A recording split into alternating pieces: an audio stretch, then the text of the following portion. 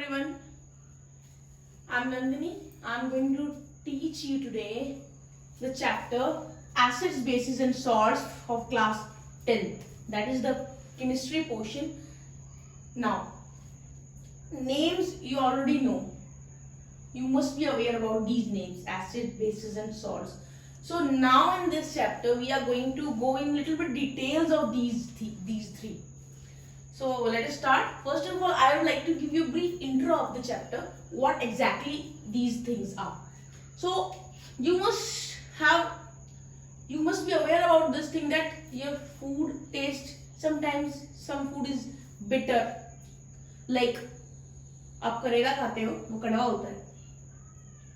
Sometimes your food is sour, खट्टा, जैसे आप नींबू लेते हो या ऑरेंजेस खाते हो वो खट्टे होते हैं. Okay, lemon that is also सोर. सो यहाँ पे मैं सिर्फ दो ही टेस्ट की बात करूंगी, ज्यादा टेस्ट की वैरायटी में हम नहीं जाएंगे. कभी आप दूसरे टेस्ट की तरफ अपना दिमाग दौड़ाने लगो, नहीं, हम वहां नहीं जाएंगे. हमें सिर्फ यहाँ दो ही टेस्ट के बारे में पढ़ना है, दैट इज सोर and bitter. So sour and bitter taste of food is due to acids and bases respectively. मतलब sour taste है acid की वजह से, bitter taste है bases की वजह से, जो भी आपके food में present होते हैं. Now, just now I have given you few examples: lemon juice, grape juice and spoiled milk. जब दूध खट्टा हो जाता है जिसको हम बोलते हैं, या फिर दही जो होती है, ये acidic होते हैं. उनका टेस्ट कैसा होता है? खट्टा होता है, sour होता है, because they are acidic in nature. Now, substances with bitter and soapy touch are bases. जो भी substances कड़वे होते हैं और soapy, चिकने होते हैं टच में, वो होते हैं bases. So, मैंने आपको acids के बारे में बता दिया, bases के बारे में बता दिया, थोड़ा सा salts के बारे में भी जान लेते हैं, introduction. Now, salts कैसे बनते हैं? They are formed by chemical combination of acids and bases. जब एसिड और बेस केमिकली रिएक्ट करते हैं तो सॉल्ट फॉर्मेशन होती है. जो कॉमन सॉल्ट्स हैं, कॉमन सॉल्ट नहीं, कॉमन सॉल्ट्स जो आपने सुने होंगे या आप उनके बारे में जानते होंगे, वो है जैसे कॉमन सॉल्ट जिसको हम सोडियम क्लोराइड बोलते हैं. जो नमक आप खाने में लेते हो वो सोडियम क्लोराइड है. वॉशिंग सोडा, कॉपर सल्फेट जिसको हम ब्लू विट्रियोल भी बोलते हैं, नीला थोथा नाम आपने सुना होगा. ये कुछ ऐसे सॉल्ट हैं जो आप ऑफनली सुनते भी होंगे. अब हम बात करने वाले हैं एसिड्स के बारे में. जैसे कि मैंने आपको बताया था, इंट्रोडक्शन के बाद हम थोड़ा इन टॉपिक्स के बारे में, इन वर्ड्स के बारे में थोड़ा और डिटेल में जाएंगे. तो आते हैं हम डिटेल की तरफ. सबसे पहले मैं एसिड के बारे में बताऊंगी, फिर से मैं वही चीज रिपीट करूंगी. Acids are the substances which taste sour, जो खट्टे होते हैं. अब वर्ड एसिड आया कहां से है? ये जो वर्ड एसिड है, लैटिन वर्ड एसिडस से डिराइव हुआ है, और इस टर्म एसिडस जो कि लैटिन वर्ड है, इसका मतलब क्या है? सोर.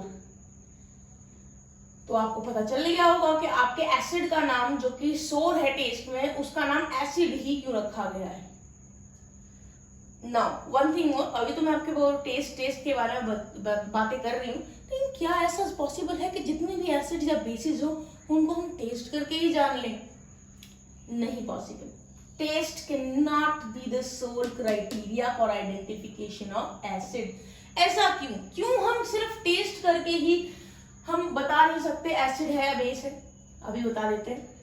बहुत इजी बात है. क्यों नहीं ऐसा है? आपको मालूम होगा कुछ एसिड्स ऐसे भी होते हैं जो डेंजरस होते हैं, जैसे कि सल्फ्यूरिक एसिड हो गया, नाइट्रिक एसिड हो गया.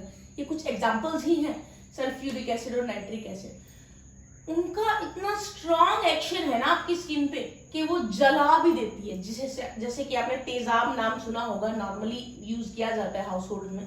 तेजाब स्किन जला देता है. आपने एसिड अटैक सुने होंगे तो आपको पता चल ही गया होगा एसिड कितने खतरनाक हो सकते हैं.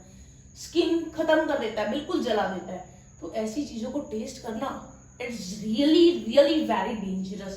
तो हम एसिड्स को सिर्फ टेस्ट करके आइडेंटिफाई नहीं कर सकते. फिर कैसे आइडेंटिफाई करना है वो हम चैप्टर में आगे पढ़ने वाले हैं. तो अब हमें पता चल गया थोड़ी सी और बातें एसिड के बारे में. अब एसिड है क्या? What is an acid? तो एक प्रॉपर डेफिनेशन भी तो होनी चाहिए हमारे पास एसिड की। तो वहां जाने से पहले मैं आपको थोड़ी सी और बात बताना चाहती हूँ। आपको एक बात बता दूं कि आप तो एज अ स्टूडेंट ये चीजें पढ़ रहे हो, लेकिन जो केमिस्ट्स होते हैं, जो केमिस्ट्री के बारे में रिसर्च करते हैं, उसके बारे में पढ़ते हैं, अपने थीसिस देते हैं, जो केमिस्ट होते हैं वो एक डेफिनेट केमिकल फॉर्मूला भी बनाते हैं, स्ट्रक्चर्स भी बताते हैं एसिड्स के बारे में, उनको एग्जामिन करते हैं। तो उन सभी ने ये जाना, उनको पता चला कि जो एसिड्स है उसमें एक या एक से ज्यादा हाइड्रोजन एटम जरूर होता है उनके फॉर्मूले में, ऐसा उनको पता चला, किनको, केमिस्ट को। तो जैसे मैं आपको एग्जांपल के तौर पे बता देती हूँ, हाइड्रोक्लोरिक एसिड जिसका फॉर्मूला है HCl, तो आ गया ना हाइड्रोजन। ऐसे ही सल्फ्यूरिक एसिड जिसका फॉर्मूला है H2SO4, आ गए ना 2 हाइड्रोजन। नाउ जब इन एसिड्स को पानी में डिसॉल्व कर दिया जाता है तो वो H पॉजिटिव आयंस रिलीज करते हैं। इन H पॉजिटिव आयंस को हम प्रोटॉन्स भी बोलते हैं। Now H positive ion as such exist नहीं करता, H पॉजिटिव आयन अनस्टेबल है। तो क्या करता है H पॉजिटिव आयन? एक H पॉजिटिव आयन एक H2O मॉलिक्यूल के साथ जुड़ के H3O पॉजिटिव आयन बना लेता है, जिसका नाम है हाइड्रोनियम आयन, H3O पॉजिटिव। और जब ये एसिड्स मेटल्स से रिएक्ट करते हैं, जो जैसे कि जिंक हो गया, मैग्नीशियम हो गया, कैल्शियम हो गया, तो वो हाइड्रोजन एटम्स जो होते हैं वो रिलीज होते हैं, और वो hydrogen atoms hydrogen gas H2 की फॉर्म में रिलीज होते हैं। तो मैंने आपको इतनी सारी इंफॉर्मेशन दे दी है, तो आपको पता चल ही गया होगा कि एक एसिड की डेफिनेशन क्या होती है। एक एसिड क्या है? A substance which releases one और मोर H positive ions in aqueous solution. Aqueous solution में एक या एक से ज्यादा H पॉजिटिव आयन रिलीज करने वाले सब्सटेंस को हम एसिड बोलते हैं। अभी मैंने आपको बताया था, और ये भी बताया था कि जो H पॉजिटिव आयन है they exist as H3O positive ion, जिसका नाम क्या बताया था मैंने? Hydronium ion. और ये कैसे बनता है hydronium ion? H positive ion water के एक मॉलिक्यूल से कंबाइन करके हाइड्रोनियम आयन बनाता है, और इसकी इक्वेशन मैंने यहाँ पे लिखी भी हुई है, H positive plus H2O gives H3O positive. So इस तरह से आपको एसिड के बारे में पता चल गया होगा ना। कुछ एग्जांपल्स की बात कर लेते हैं, नेचुरली अकरिंग एसिड्स की बात करते हैं। नेचुरली अकरिंग एसिड्स क्या होते हैं? मतलब जो नेचुरली अकर करते हैं। बहुत सारे हमारे फूड आइटम्स है जिसमें एसिड होता है, एग्जांपल यहाँ लिखे हैं, सिट्रस फ्रूट। सिट्रस फ्रूट जो होते हैं उसमें सिट्रिक एसिड होता है। कौन से होते हैं citrus fruit? Lemon, oranges, raw mangoes, कच्चा आम, सीजन भी है कच्चे आम का, इनफैक्ट आम का। सो इनमें सब में एसिड होता है, कौन से वाला? सिट्रिक एसिड होता है। ये सारे सिट्रस फ्रूट्स है। Okay, now souring of milk, दूध का खट्टा होना, कर्ड खट्टे दूध में, और कर्ड मतलब दही में लैक्टिक एसिड होता है, ये लैक्टिक एसिड। और एक और चीज, कभी ना कभी आपको मधुमक्खी ने या फिर चींटी ने काटा होगा ना, तो उसके डंक में कौन सा एसिड होता है? Formic acid. जलन होती है ना, फॉर्मिक एसिड की वजह से होती है वो, क्योंकि वो आपके स्किन में इंजेक्ट कर देते हैं that acid which is known as formic acid, जिसकी वजह से आपको जलन होती है। तो इसीलिए जब आपको मधुमक्खी काट ले तो वहां पे थोड़ा टूथपेस्ट आप लगा लोगे तो आपको रिलीफ मिलेगा, क्योंकि टूथपेस्ट में होता है नमक नहीं, बेस। तो एसिड और बेस जुड़ेंगे वहां पर, तो आपका क्या बन जाएगा?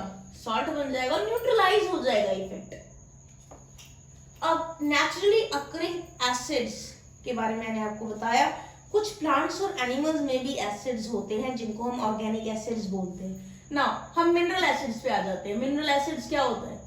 सल्फ्यूरिक एसिड H2SO4 जिसका फॉर्मूला है, नाइट्रिक एसिड जिसका फॉर्मूला HNO3 है, और हाइड्रोक्लोरिक एसिड जिसका फॉर्मूला है HCl। तो ये कुछ एसिड्स हैं जो कि एग्जांपल मैंने आपको दी हैं। हालांकि एसिड्स बहुत सारे होते हैं, कुछ और एग्जांपल्स मैं आपको दे देती हूँ, आप उसको नोट डाउन कर सकते हो।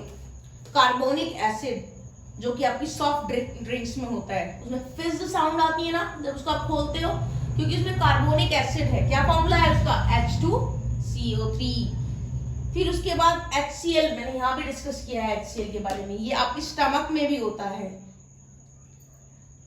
फिर आपको मैं एक और एग्जांपल बताती हूँ, एसिटिक एसिड। एसिटिक एसिड का जो है वो कहाँ मिलता है, आप किचन में यूज करते हो, चाउमीन खाते हो ना, उसमें डलता है वो सिरका, जिसको आप बोलते हो विनेगर। ये एसिटिक एसिड की ही डाइल्यूट फॉर्म है। फिर आपको मैं बताती हूँ एक और, बेंजोइक एसिड। ये एसिड यूज होता है फूड प्रिजर्वेटिव्स में। टैमरिंड, इमली खाई होगी ना, इमली जो होती है उसमें होता है टार्ट्रिक एसिड। फिर एक और मैं आपको एग्जांपल दूंगी टोमेटोज का, वो भी तो खट्टे होते हैं, एसिड तो उनमें भी है। जो टोमेटोज में एसिड होता है वो होता है ऑक्सैलिक एसिड। और जान लीजिए ये ऑक्सैलिक एसिड जो है किडनी स्टोन्स के लिए भी रिस्पॉन्सिबल होता है। तो जो किडनी स्टोन वाले पेशेंट्स होते हैं उनको उनको जो है टोमेटोज जिसमें ऑक्सैलिक एसिड होता है वो नहीं खाना चाहिए या कम खाना चाहिए। After discussing about the acids, let us discuss about the bases also. Again, bases are what? Which are bitter in taste and soapy in touch. तो वो bases है। जैसे कि मैंने आपको बताया, एसिड्स को टच करके या टेस्ट करके हम जो है डिटेक्शन नहीं कर पाएंगे क्योंकि वो डेंजरस होता है। ऐसे ही बेसिस के केस में भी होता है। आप बेसिस के केस में भी उनको टेस्ट या टच करके डिटेक्ट नहीं कर सकते हमेशा। They can also be harmful. तो फिर क्या करें, उसके लिए भी हमारे पास इंडिकेटर्स हैं। नाउ कुछ और चीजें मैं आपको एग्जांपल के तौर पर बताती हूँ कि क्यों टेस्ट और टच से हम क्यों नहीं उसको डिटेक्ट कर सकते। नाउ कभी आपके साथ ऐसा हुआ है नहाते टाइम मुंह में साबुन चला जाए, कैसा फील हुआ है? बस देख लीजिए, अगर इसी तरह से आप बेसिस को टेस्ट करने की सोचोगे तो ऐसा ही होगा आपके साथ, और इससे बुरा भी हो सकता है, कड़वा लगता है बहुत ज्यादा। नाउ अगर मैं बात करूं सोप्स की, तो स्पेशली वॉशिंग सोप्स जो होते हैं, जो कपड़े धोने के साबुन होते हैं, वो बहुत ज्यादा स्ट्रॉन्ग और कोरोसिव होते हैं, हाथ खराब हो जाते हैं। आप अपनी मम्मी से पूछ सकते हो, जब आप ये कपड़े वो धोती हैं साबुन से, रिन से या टाइड से या कोई और साबुन हो कपड़े धोने का उससे धोती हैं, तो उनके हाथ कैसे हो जाते हैं? खुरदरे हो जाते हैं, हार्श हो जाते हैं, क्योंकि ये जो सोप होते हैं, वॉशिंग सोप स्पेशली, ये बहुत इनका हार्मफुल इफेक्ट होता है हाथों के ऊपर। और कुछ और एग्जांपल्स बताऊं, सोडियम हाइड्रोक्साइड और पोटेशियम हाइड्रोक्साइड। सोडियम हाइड्रोक्साइड और को हम बोलते हैं कास्टिक सोडा, और पोटेशियम हाइड्रोक्साइड को हम बोलते हैं कास्टिक पोटैश।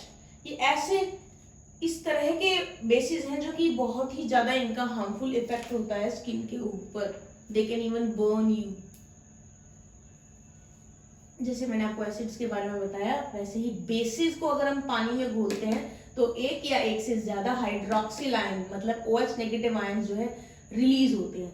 और ये OH नेगेटिव आयन जो है, OH ग्रुप जो है, हाइड्रोक्सिल ग्रुप, उनके केमिकल फॉर्मूला में भी आपको देखने को मिलेगा। जैसे कि मैंने आपको बताया था, sodium hydroxide NaOH, potassium hydroxide KOH। तो आपको पता चल ही गया होगा कि OH उनके फॉर्मूले में भी होता है, और जब आप उसको पानी में डिसॉल्व करते हो तब भी होता है। तो व्हाट इज अ बेस? अब इसकी डेफिनेशन भी जान लेते हैं ऐसे ही। A substance capable of releasing one or more OH negative ions when dissolved in water। ऐसे सब्सटेंस जिनको पानी में घोले तो हमें एक या एक से ज्यादा OH नेगेटिव आयंस मिले, वो बेस है। Examples, sodium hydroxide NaOH, calcium hydroxide CaOH whole twice, magnesium hydroxide MgOH whole twice. तो ये कुछ एग्जांपल्स हैं, इनके फॉर्मूले लास्ट ईयर आप कर चुके हो 9th क्लास में, वो क्रॉस लगा के याद आया, तो इनको आप ऑलरेडी जानते हो इन फॉर्मूलों को। कुछ और भी कॉमन बेसिस हैं जो मैं आपको बताना चाहती हूँ, जैसे कि कैल्शियम हाइड्रोक्साइड जो मैंने आपको बताया CaOH होल ट्वाइस, इसको हम स्लेक्ड लाइम भी बोलते हैं। ब्लीचिंग पाउडर बनाने में काम आता है, हार्ड वाटर को सॉफ्ट करने में काम आता है, और व्हाइट वॉश सफेदी करने में भी ये काम आता है।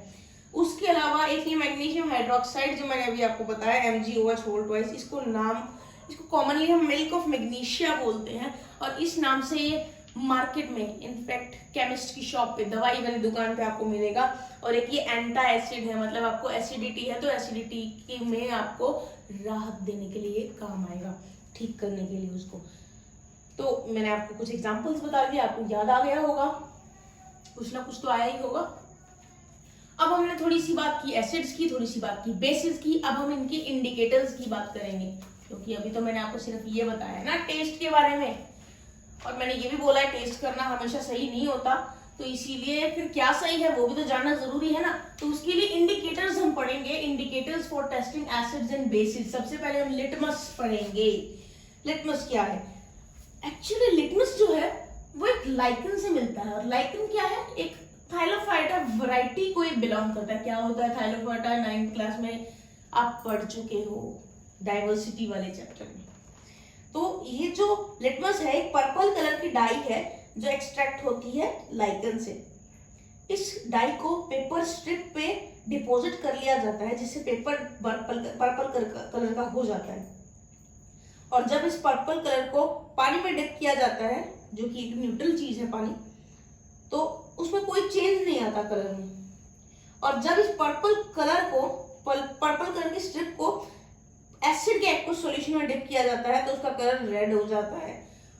और अगर उसी रेड कलर वाले स्ट्रिप को डिप किया जाए बेस में तो वो ब्लू हो जाता है। तो इस तरह से आप ब्लू लिटमस और रेड लिटमस भी बना सकते हो। तो अगर जनरल बात करें जो हमें अवेलेबल है वो होता है 2 तरह का लिटमस, एक रेड लिटमस और एक ब्लू लिटमस। हमारे पास लेबोरेटरी में पर्पल कलर का कोई लिटमस अवेलेबल नहीं है। पर्पल कलर के लिटमस को रेड और ब्लू में ट्रांसफर कर दिया जाता है और उसके बाद हमारा इंडिकेशन का काम शुरू होता है। देखते हैं जरा, जब हम एसिड की बात करते हैं तो एसिड के केस में रेड लिटमस पेपर में कोई चेंज नहीं आता, पर ब्लू वाला रेड में कन्वर्ट हो जाता है। बेस के केस में रेड लिटमस में कोई चीज जो होता है, रेड लिटमस बेस के केस में ब्लू हो जाता है और ब्लू लिटमस में कोई चेंज नहीं आता। तो ये टेबल आपको बहुत हेल्प करेगी डिटेक्शन में, और डिटेक्शन के बेस पे आपके क्वेश्चंस भी आएंगे, तो इसको याद रखना। फिर हम दूसरे वाले इंडिकेटर पे आ जाते हैं, वो है फेनोल्फथलीन। फेनोल्फथलीन क्या है? एक ऑर्गेनिक डाई है ये जो कलरलेस होती है। तो फेनोल्फथलीन सॉल्यूशन या फेनोल्फथलीन इंडिकेटर जो आपको लैब में मिलेगा वो कलरलेस मिलेगा। और क्या करता है ये? जब आप फेनोल्फथलीन जो कि कलरलेस डाई है, कलरलेस ऑर्गेनिक डाई है, जब इस फेनोल्फथलीन को के अंदर आप एसिड को डालोगे तो फेनोल्फथलीन के कलर में कोई चेंज नहीं आएगा, वो कलरलेस का कलरलेस रहेगा। लेकिन जब आप फेनोल्फथलीन के अंदर बेस डालोगे या बेस के अंदर फेनोल्फथलीन डालोगे तो पिंक कलर का हो जाएगा। तो इसका मतलब क्या है? बेस। तो हम कह सकते हैं फेनोल्फथलीन इज अ बेसिक डाई, और वाटर डालने पे भी ये कलरलेस ही रहेगा। तो इतना अच्छा इंडिकेटर वैसे ये है नहीं। अगर आपको अगर आपको एसिड की जगह में पानी दे दूं तब भी उसमें कोई चेंज नहीं आएगा, तो आप एसिड और पानी के बीच में डिफरेंस कैसे बताओगे? सोचो। Now third type of indicator is methyl orange. It is orange coloured dye. और इसमें क्या होता है? इसमें एसिड अगर डाल दोगे तो वो रेड हो जाएगी, मतलब ऑरेंज से रेड हो जाएगी, और बेस के केस में वो ऑरेंज से येलो हो जाएगी। तो ये एक और इंडिकेटर है, ये काम का इंडिकेटर है, क्योंकि इसमें अलग अलग कलर्स आ रहे हैं आपके, एसिड के लिए अलग, बेस के लिए अलग। तो इससे आप आइडेंटिफाई अच्छे से कर पाओगे। नेक्स्ट आ जाते हैं आपके नेचुरल इंडिकेटर्स। नेचुरल इंडिकेटर्स मतलब कि आपकी डेली लाइफ में आपको कहीं ना कहीं मिल ही जाएंगे। तो सबसे पहला है रेड कैबेज। लाल रंग की कैबेज आपने देखी होगी। लाल रंग की जो कैबेज होती है, रेड कैबेज की लीफ से एक्सट्रैक्ट किया जाता है जूस, और वो कौन से कलर का होगा? ऑब्वियसली रेड ही होगा, क्योंकि रेड कैबेज से एक्सट्रैक्ट किया है। तो अगर आप इस रेड जूस में, जो कि आपने रेड कैबेज से ऑब्टेन किया, in fact I should say red cabbage juice में अगर आप एसिड डाल दोगे तो वो रेड का रेड रहेगा, कोई बदलाव नहीं आएगा। और बेस डाल दोगे तो वो रेड से ग्रीन में कन्वर्ट हो जाएगा। तो this is the indicator, we can say this is a basic indicator actually. तो ये भी थोड़ा सा ड्रॉबैक आ गया, एसिड को इंडिकेट नहीं कर पाओगे और वाटर को इंडिकेट नहीं कर पाओगे, डिफरेंस नहीं बता पाओगे इन दोनों के बीच में, फिर भी जानना तो जरूरी है। फिर आ जाते हैं टर्मरिक पे। टर्मरिक जो है येलो कलर की होती है, आपको पता है हल्दी, जो कि आप दूध में भी डाल के पीते हो, सब्जी में भी डलती है, बहुत सारे काम होते हैं हल्दी के, येलो कलर की होती है इन शॉर्ट। एसिड के केस में ये येलो की येलो रहेगी और बेस के केस में वो रेडिश ब्राउन हो जाएगी। इसमें भी आप एसिड और वाटर के बीच में डिफरेंस नहीं बता पाओगे।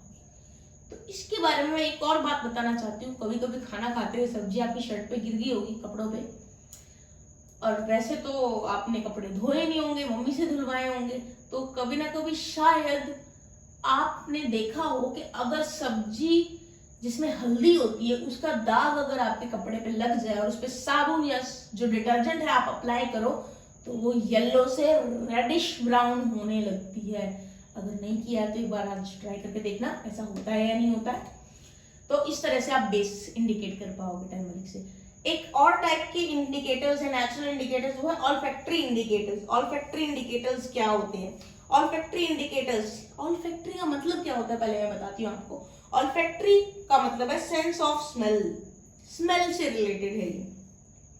कुछ ऐसे नेचुरली ऑकरिंग सब्सटेंसेस होते हैं which have different smell in acid and basic medium. मतलब उन सब्सटेंसेस को एसिड के कांटेक्ट में ले आओ तो उनका स्मेल अलग हो जाता है, बेसिस के कांटेक्ट में अलग स्मेल होता है। तो स्मेल के बिहाफ पे, बेसिस पे हम इंडिकेट करते हैं यहाँ पे एसिड या बेस को।